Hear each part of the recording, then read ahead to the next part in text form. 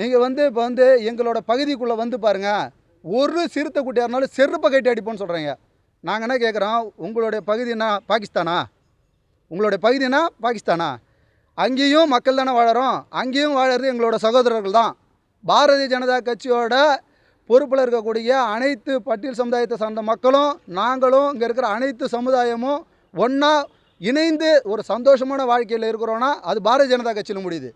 நீங்கள் வந்து சமுதாய ரீதியான சில விஷயங்களை சொல்லி நீங்கள் வந்துடாதீங்க, அங்கே வந்துடாதீங்க, இங்கே வந்துடாதீங்கன்னு சொல்லி இப்படிப்பட்ட பிரிவினையை உருவாக்க வேணாம். நாட்டு மக்களுடைய பாதுகாப்புக்கு அச்சுறுத்தும் வகையில் பேசினவங்களை நீங்கள் இது வரைக்கும் எந்த ஒரு நடவடிக்கையும் இது வரைக்கும் எடுக்கலை. பார் கவுன்சில் வாசல்லே ஒரு நீதித்துறையை சார்ந்தவரை தாக்கப்பட்டு கூட எந்த ஒரு நடவடிக்கையும் எடுக்கலை. கஞ்சா வியாபாரம் அதிகமாகிட்டு இருக்கு, அவங்க மேலேயும் எந்த விதமான நடவடிக்கைகள் எடுக்கலை.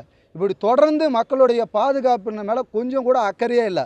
சமீபத்தில் கரூரில் நடைபெற்ற ஒரு கோர சம்பவத்துக்கு திமுக அரசோடைய பாதுகாப்பு கொடுக்காதது தான் முக்கிய காரணம். அப்படி நீங்கள் திட்டமிட்டு ஒவ்வொரு செயலும் செஞ்சுட்டு வரீங்க. தொடர்ந்து திமுக அரசு மக்கள் நலனில் அக்கறையே இல்லாத ஒரு அரசாக திமுக அரசு செயல்பட்டுருக்கு. இந்த நாடு எதை நோக்கி போயிட்டுருக்கு?